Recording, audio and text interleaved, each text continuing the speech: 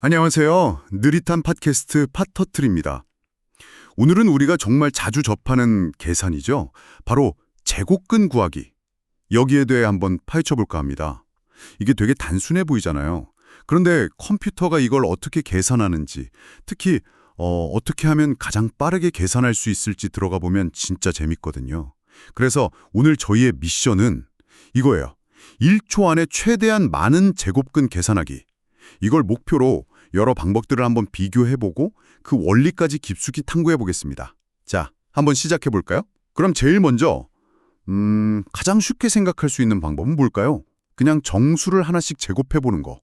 그거겠죠? 예를 들어 25의 제곱근이다. 그러면 1 곱하기 1은 1, 2 곱하기 2는 4, 3 곱하기 3은 9 이렇게 쭉 가다가 5 곱하기 5는 25니까 5네 이렇게 찾는 거죠.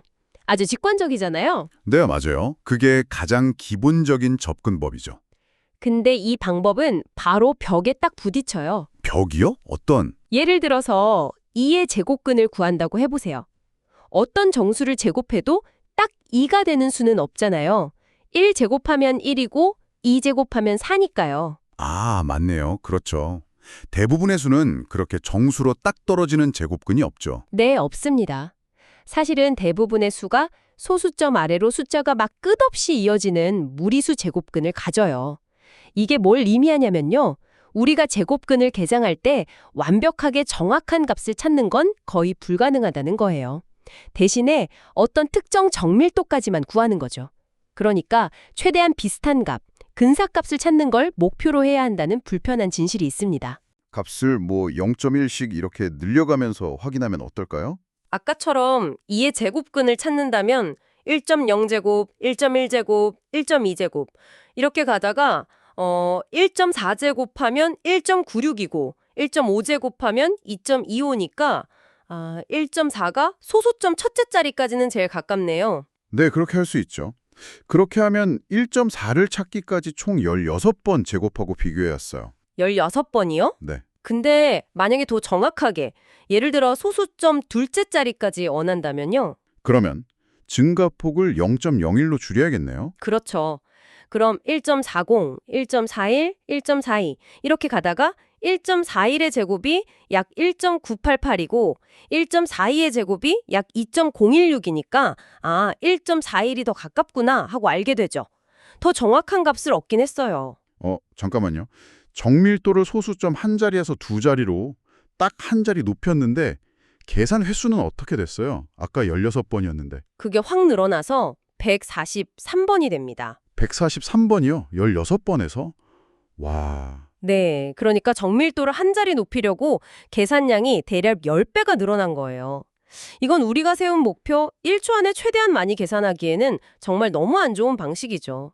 실제로 0.1 정밀도로는 1초에 한 19만 3천 개 계산했는데 0.01 정밀도로 바꾸니까 계산할 수 있는 개수가 확 줄어버려요. 정밀도를 더 높인다? 그럼 속도는 거의 기하급수적으로 느려지겠죠. 하나하나 다 해보는 건 너무 느리군요. 특히 더 정확한 값을 원할 때는요. 이건 좀 더 똑똑한 방법이 있어야 할 것 같은데요. 맞습니다. 여기서 중요한 힌트가 있어요. 숫자들이 그냥 막 흩어져 있는 게 아니라 크기 순서대로, 즉 정렬되어 있다는 거죠. 이 점을 활용하면 훨씬 효율적으로 탐색할 수 있습니다. 바로 이진 탐색이라는 기법이에요. 이진 탐색. 그거 들어봤어요. 그 전체 범위에서 중간값을 딱 찍어보고 찾는 값보다 크면 뒤쪽은 다 버리고 작으면 앞쪽을 다 버리고 이런 식으로 범위를 계속 절반씩 확확 줄여나가는 거 맞죠? 네, 정확해요. 예를 들어 1부터 100 사이에 25의 제곱근을 찾는다 그러면 처음엔 중간인 50을 제곱해보고 2500? 25보다 너무 크네? 그럼 50 이상은 볼 필요 없고 다음엔 1과 50 사이의 중간값 25를 제곱해보고 625. 이것도 크네? 그럼 25 이상도 버리고 이런 식으로요. 네, 바로 그 방식입니다. 이게 계산해야 하는 양, 그러니까 시간 복잡도를 On에서 O 로그 N으로 아주 획기적으로 줄여줘요. 여기서 On은 그냥 입력 크기 N에 비례해서 시간이 쭉 늘어난다는 뜻이고요. O 로그 N은 입력 크기가 2배, 4배, 8배 이렇게 커져도 계산 단계는 한두 단계씩만 늘어난다는 거예요. n이 커지면 커질수록 비교도 안 되게 효율적이죠. 와, 로그 스케일의 마법이네요. 그럼 실제로 얼마나 차이가 났어요? 아까 2의 제곱근 소수점 둘째 자리까지 구하는데 143번이나 걸렸잖아요. 이진 탐색 쓰면요. 예를 들어서 2의 제곱근을 좀 더 정확하게 소수점 6자리까지 계산한다고 해볼게요. 아까 그 단순하게 증가시키는 방법으로는 거의 50만 번 가까이 확인해야 할 수도 있어요. 50만 번이요? 네.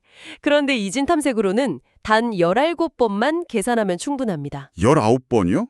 50만 번대 19번이라고요?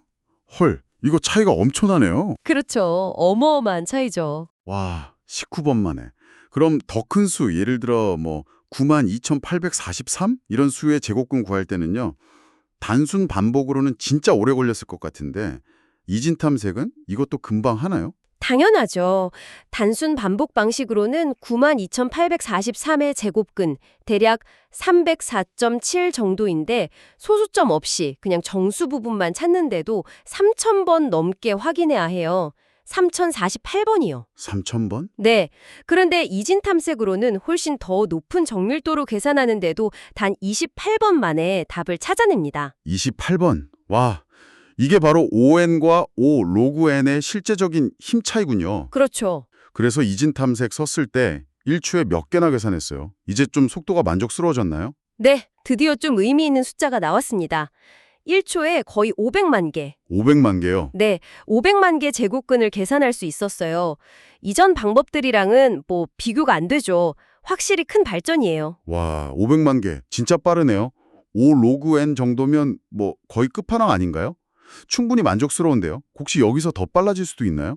O 로그 N보다 빠른 거는 상상이 잘 안 되는데. 놀랍게도 있습니다. 네, 또 있다고요? 심지어 그 답은 아주 오래전에, 거의 2000년 전에 이미 나왔어요. 2000년 전이요. 네, 기원후 1세기쯤 활동했던 고대 그리스 알렉산드리아의 수학자 헤론이라는 분이 찾아낸 방법입니다. 헤론, 2000년 전에요? 아니, 컴퓨터도 없었는데 어떻게 그런 방법을. 헤론은 제곱근을 어떻게 생각했길래요? 헤론은 이걸 기하학적으로 봤어요. 어떤 수 n, 예를 들어 25라고 해보죠. 이 수의 제곱근을 찾는다고 생각하는 거예요. 먼저 아무 값이나 하나 추측해요. 이걸 x라고 하죠. 예를 들어 10이라고 해볼까요? 그리고 이 x, 즉 10을 한 변으로 하는 직사각형을 상상하는 거예요. 가로가 10인 직사각형이요. 네, 근데 이 직사각형 넓이가 우리가 원하는 n, 즉 25가 되어야 하잖아요. 그렇죠? 그러려면 더 다른 변의 길이는 뭐가 되어야 할까요? n 나누기 x니까 25 나누기 10, 즉 2.5가 되어야 하겠죠. 아, 가로는 10이고 세로는 2.5인 직사각형. 넓이는 25지만 아직 정사각형은 아니네요. 우리가 찾는 건 정사각형의 한 변 길인데. 맞아요. 아직은 아니죠. 근데 여기서 헤론이 아주 기발한 생각을 합니다. 이 직사각형의 두 변 길이 있잖아요. 10하고 2.5. 이 둘의 평균을 구하는 거예요. 평균이요? 10 플러스 2.5 나누기 2? 그럼 6.25네요. 네, 6.25. 이걸 새로운 추측값, 새로운 x로 삼는 겁니다. 아, 그리고 또 반복해요. 그렇죠. 이제 가로가 6.25면 세로는 25 나누기 6.25니까 4가 되겠죠. 6.25랑 4. 점점 가까워지는데요? 네, 이제 이 둘의 평균을 또 구해요. 6.25 플러스 4 나누기 2는 5.125죠. 오, 진짜 5에 엄청 가까워졌네요. 몇 번 안 했는데. 네, 이 과정을 몇 번만 더 반복하면 추측값은 실제 제곱근인 9에 정말 빠르게 수렴해요. 와, 평균을 이용해서 점점 정사각형에 가깝게 만들어가는 거군요. 진짜 직관적이면서도 똑똑한데요? 그럼 이 헤론의 방법도 이진 탐색처럼 시간 복잡도가 OL 로그 n인가요? 네, 그 시간 복잡도 자체는 비슷하게 로그 스케일을 따라가요. 그런데 여기서 정말 중요한 아주 결정적인 차이가 있습니다. 차이요? 어떤 차이인데요? 이진 탐색의 계산 시간은 입력된 숫자 n의 크기에 로그적으로 비례해요. 그러니까 아주 큰 수의 제곱근을 계산하려면 단계가 조금 더 필요하죠. 반면에 헤론의 방법은 우리가 원하는 정밀도에 로그적으로 비례합니다. 정밀도에 비례한다고요? 그 말은 입력 숫자가 얼마나 크든 상관없이요. 네, 그렇습니다. 만약 우리가 소수점 이하 6자리까지 정확하게 구하자라고 목표 정밀도를 딱 정해놓으면요. 25의 제곱근을 계산할 때 필요한 반복 횟수나 아니면 2982만 1086처럼 훨씬 큰 수의 제곱근을 계산할 때 필요한 반복 횟수나 거의 똑같다는 거예요. 즉, 목표 정밀도가 고정되어 있다면 입력값의 크기에 거의 영향을 안 받고 거의 상수 시간, 그러니까 5일에 가깝게 작동한다고 볼 수 있는 거죠. 와, 이건 진짜 놀라운데요? 입력값 크기에 상관없이 거의 일정한 시간이라니. 그럼 당연히 이진 탐색보다 훨씬 빠르겠네요? 결과는 어땠어요? 네, 훨씬 빨랐습니다. 헤론의 방법은 이진 탐색보다 약 3배 정도 더 빨랐어요. 3배요? 네, 1초에 무려 1130만 개 이상의 제곱근을 계산해냈습니다. 1초에 1100만 개 이상이요? 와, 이건 진짜 엄청난 속도인데요? 그렇죠. 우리가 맨 처음에 했던 소수점 첫 자짜리 겨우 구하던 그 단순 반복법이랑 비교하면 거의 60배 가까이 빨라진 셈이에요. 이야, 고대의 지혜가 이렇게 강력할 줄이야. 이제 정말 최종 승자를 찾은 거 아닐까요? 이보다 더 빠른 수는 없겠죠? 여기서 멈추면 더 딥다이브가 아니죠. 하하. 네, 또 있어요? 더 빠른 방법이 있습니다. 그걸 일으켰던 퀘이크라는 게임 아세요? 퀘이크요? 어렴풋이 들어본 것 같아요. 전설적인 게임이죠. 네. 그 게임 엔진에 사용된 걸로 알려지면서 아주 유명해진 알고리즘이 있어요. 이름하여 빠른 역제곱근 알고리즘입니다. 빠른 역제곱근. 제곱근도 아니고 역제곱근이요? 그리고 게임 엔진에서 쓰였다고요. 제곱근 계산이 게임이랑 그렇게 관련이 깊나요? 네, 아주 깊어요. 특히 3D 그래픽에서는요. 물체 표면이 어느 방향을 보고 있는지 나타내는 법선 벡터, 노멀 벡터라는 걸 다루는데 이걸 정규화하는 계산이 정말 무수히 많이 필요하거든요.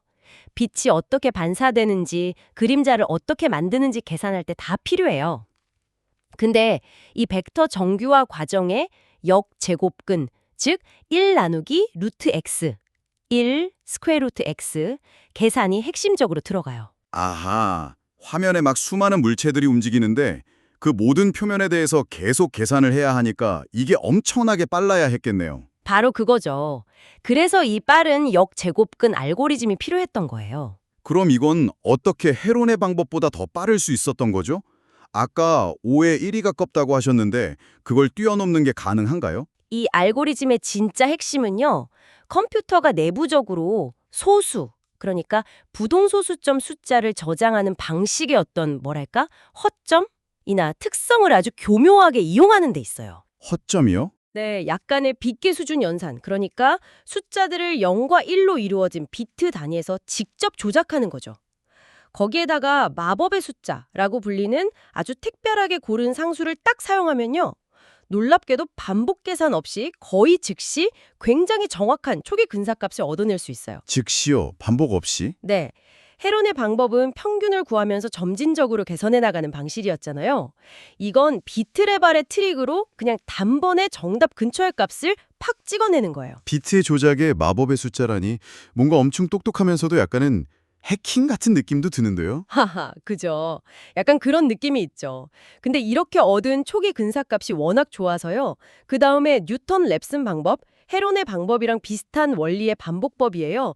근데 딱 한두 번, 정말 많아야 3번 정도만 살짝 적용해주면 우리가 원하는 정밀도를 충분히 얻을 수 있어요. 딱 한두 번만 더 계산하면 된다고요. 네, 여기서 가장 중요한 차이점은 이 과정에는 정밀도를 얼마로 하던 반복 횟수가 크게 달라지는 부분이 거의 없다는 거예요. 이것이야말로 입력값 크기나 요구 정밀도에 거의 구애받지 않는 진정한 의미의 알고리즘적 상수시간, 즉 5원 복잡도라고 할 수 있는 거죠. 진짜 5원이라고요? 아까 헤론의 방법이 5원에 가까웠다면 이건 진짜 백이 5원이라는 거네요. 와, 그럼 성능 차이는 얼마나 났어요? 헤론의 방법보다 얼마나 더 빨랐어요? 정말 결과가 놀라웠습니다. 네, 얼마나 빨랐길래요? 이 빠른 역제곱근 방법은요, 헤론의 방법보다 약 10배 더 빨랐습니다. 10배요? 헤론의 방법도 엄청 빨랐는데 거기서 10배요? 이제 1초에 처리하는 제곱근 수가 정말 상상하기 어려울 정도였죠. 와, 10배나 더 빠르다니? 이건 진짜 믿기지가 않네요. 비트 연산 트릭 하나로 그런 속도 형상이 가능하다니. 이제 정말 이보다 더 빠른 건 없겠죠? 진짜 최종 보스 맞죠? 자, 이제 정말 마지막 비교 대상이 남았습니다. 또 있어요? 네, 우리가 직접 만들고 찾아낸 가장 빠른 알고리즘, 바로 이 빠른 역제곱근하고요. 우리가 평소 프로그래밍 할 때 그냥 편하게 쓰는 거 있잖아요. 표준 수학 라이브러리 함수, 예를 들어 파이썬이면 math.sqrt 같은 거요. 이런 내장 함수랑 비교해 볼 차례입니다. 아, 내장 함수요? 과연 누가 이겼을까요? 글쎄요. 방금 그 O1 알고리즘이 너무 충격적이라서 그래도 우리가 찾은 그 비트 트릭 쓰는 게 제일 빠르지 않을까요? 표준 라이브러리는 아무래도 여러 상황을 다 고려해야 하니까 조금은 느리지 않을까 싶은데요. 결과는 또 한 번 저희를 놀라게 했습니다. 설마. 내장 함수가 우리가 만든 그 어떤 알고리즘보다도 훨씬 정말 압도적으로 빨랐습니다. 네, 진짜요? 우리가 그 고생해서 찾은 O1 알고리즘보다도요. 아니, 어떻게 그럴 수가 있죠?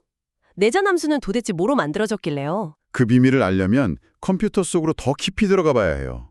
우리가 파이썬이나 C++ 같은 걸로 코드를 짜잖아요. 그럼 컴퓨터가 이걸 실행할 때 CPU가 직접 알아들을 수 있는 언어, 기계어, 즉 어셈블리 명령으로 번역을 하거든요. 그런데 math.sqrt처럼 아주 기본적이고 중요한 수학 함수들은 컴파일 과정에서 그냥 CPU 명령을 딱 하나로 바뀌는 경우가 많아요. 명령어 하나요? 네. 예를 들어서 요즘 많이 쓰는 ARM 아키텍처 CPU에는 fsqrt라는 명령어가 아예 있어요. 이 명령어 하나가 그냥 제곱근 계산 전체를 다 해버리는 거예요. 아, 우리가 만든 빠른 역제곱근 알고리즘은 그래도 여러 줄 코드였고 그게 여러 개의 어셈블리 명령으로 번역됐을 텐데 내장 함수는 그냥 명령어 딱 하나로 끝난다는 거군요. 그럼 그 명령어 하나는 대체 얼마나 빠른 건데요? 저희가 분석해본 결과로는요. 이 fsqrt 명령어는 제곱근 계산 하나 처리하는데 평균적으로 약 2클럭 사이클 정도만 쓰는 것처럼 보였어요. 이 클럭 사이클이요? 요즘 CPU가 1초에 수십억 번씩 클럭이 도는데 고작 2번 만에 제곱근 계산이 끝난다고요? 이게 물리적으로 가능한가요? 계산하는데 시간이 걸릴 텐데요. 그렇죠. 상식적으로 좀 이해가 안 되죠. 2클럭 만에 계산을 완료한다는 건 아니에요. 아, 완료가 아니고요. 여기서 핵심 기술이 바로 파이프라이닝이라는 CPU 하드웨어 설계 기법입니다. 파이프라이닝? 네, 이게 뭐냐면 2클럭 사이클마다 계산이 끝난다는 뜻이 아니라 2클럭 사이클마다 새로운 제곱근 계산을 시작할 수 있다는 의미예요. 새로운 계산을 시작한다. 네, 공장 조립 라인을 생각해 보시면 쉬워요. 첫 번째 제품이 완성돼서 나오기까지는 여러 단계를 거치니까 시간이 좀 걸리겠죠? 그렇죠. 하지만 일단 라인이 돌아가기 시작하면 그 다음부터는 일정한 시간 간격마다 계속 완제품이 툭툭 나오는 거랑 똑같아요.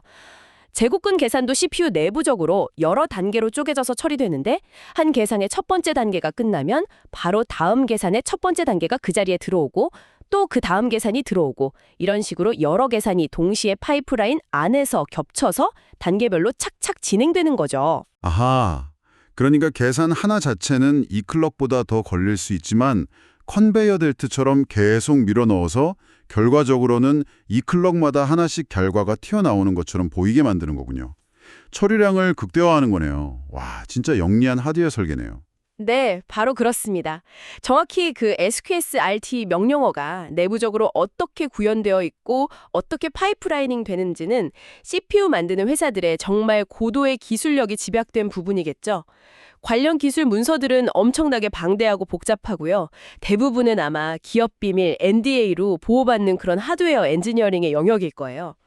그러니까 우리가 소프트웨어 알고리즘만으로는 도저히 따라갈 수 없는 극한의 최적화가 이미 하드웨어 레벨에서 이루어지고 있다는 거죠. 와, 결국 가장 빠른 제곱근 계산 방법은 우리가 그렇게 찾아 헤맨 알고리즘들이 아니라 CPU 설계자들이 하드웨어에 그냥 딱 박아넣은 전용 명령어였다는 거네요. 정말 흥미로운 여정이었습니다. 진짜 제일 단순한 정수 확인에서 시작해서 소수점 늘려가기, 이진 탐색, 2000년 전 해론의 방법, 게임 엔진의 비트 트릭, 그리고 마지막에는 하드웨어 최적화까지. 맨 처음 방법이랑 비교하면 진짜 상상도 할 수 없는 속도 향상을 봤네요. 네, 그쵸. 이 전체 과정을 통해서 제곱근 계산이라는 어떻게 보면 되게 간단해 보이는 문제 안에 얼마나 깊고 다양한 계산 과학의 원리들과 최적화 기법들이 숨어 있는지 알 수 있었던 것 같아요. 소프트웨어적인 알고리즘 개선만으로는 한계가 있다는 점, 그리고 최종적으로는 하드웨어 설계가 성능에 얼마나 결정적인 영향을 미치는지도 확실히 볼 수 있었죠. 마지막으로 청취자 여러분께 생각해 볼 거리를 하나 던져드리고 싶습니다. 제곱근처럼 정말 기본적인 연산 하나를 이렇게까지 빠르게 처리하려고 CPU 하드웨어 레벨에서 극한의 최적화를 했다면 우리가 매일 쓰는 컴퓨터나 스마트폰 안에서 일어나는 다른 수많은 계산들 있잖아요. 예를 들어 삼각함수 계산이라든지 복잡한 통계 처리, 아니면 요즘 많이 하는 인공지능 연산 같은 것들 뒤에는 또 어떤 놀라운 기술들이 숨어 있을까요?